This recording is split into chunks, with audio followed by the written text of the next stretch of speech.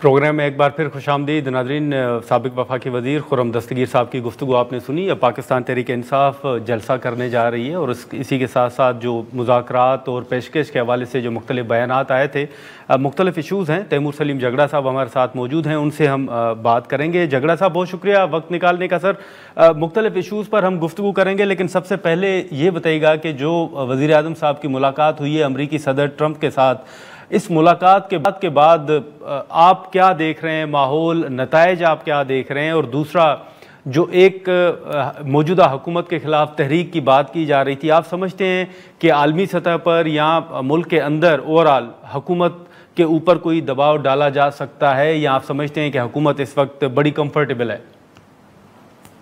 دیکھیے, میں جو ہے وہ دیکھ رہا تھا ملاقات کو بھی, اور اس کے بعد جو حکومت سے کے سپانسرڈ جو جرنلسٹ ہیں سوشل میڈیا پہ بھی اور مین اسٹریم میڈیا پہ بھی, ان کی انالیسس کو بھی. بڑی اچھی بات ہے کہ ملاقات ہوئی ہے. وہ تو ایک اسٹیٹ ٹو اسٹیٹ معاملہ ہے, ٹھیک ہے.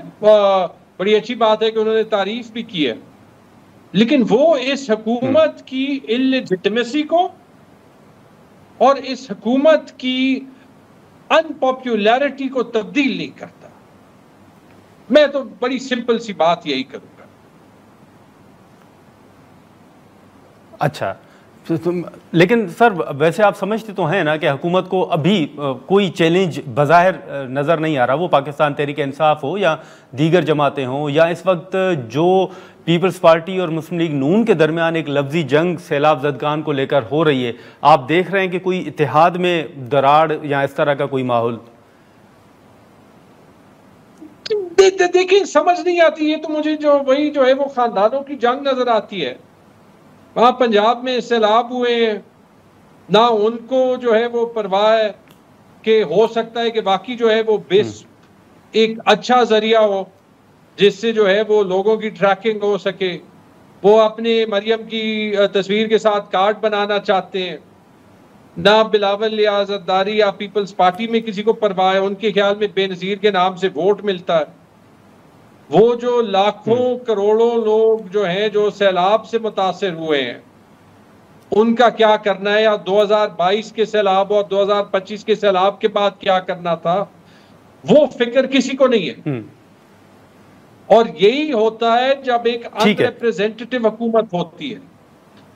تو میرے خیال میں یہاں پہ جو ہے وہ تاریخ میں دیکھا جائے گا کہ کون جو ہے وہ اس وقت میں ایفیکٹولی آمریت کے ساتھ کھڑا تھا, اور کون جو ہے وہ پاکستان میں جمہوری بحالی کے لیے ایکچولی اسٹرگل کر رہا تھا.